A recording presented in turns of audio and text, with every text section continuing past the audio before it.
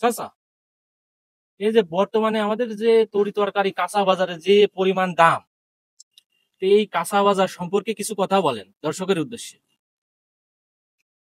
এখন যে অবস্থা, ব্যবসা বাণিজ্যের নেই কোনো ব্যবস্থা, কেনার মতো নেই মাল।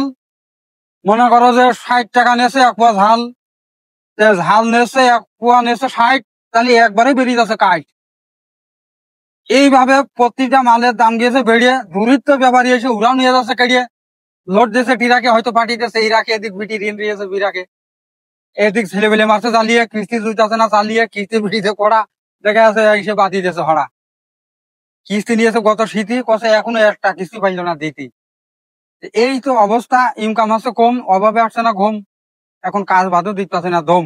এখন বিটি দেখাচ্ছে রাগ, গত হাটে কিনেছি শাক, ছেলে বলে হয়ে যাচ্ছে রুগা, কিনেছি পোশাকের ডুগা, তা ডুগা একটু বেশি হয়েছে ধরা, বাড়ি নিয়ে গেলি বাদিয়েছে হরা, কারণ বিটি মানুষ তো এখন সব করা।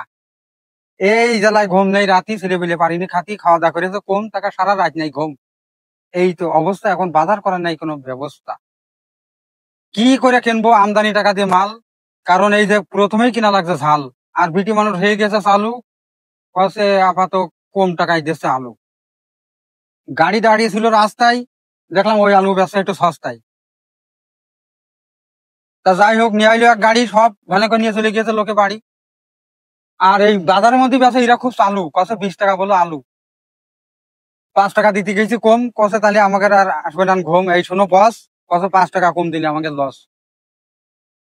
কসে আমাকে ভালো মাল, তাতে আলু হইলো কাঠি লাল, আর উগার হইলো আলু হইলো একটু সাদা, আর উগার থেকে আমাদের আলু ভালো বুঝলে দাম হয় এক গাদা। এই তো অবস্থা।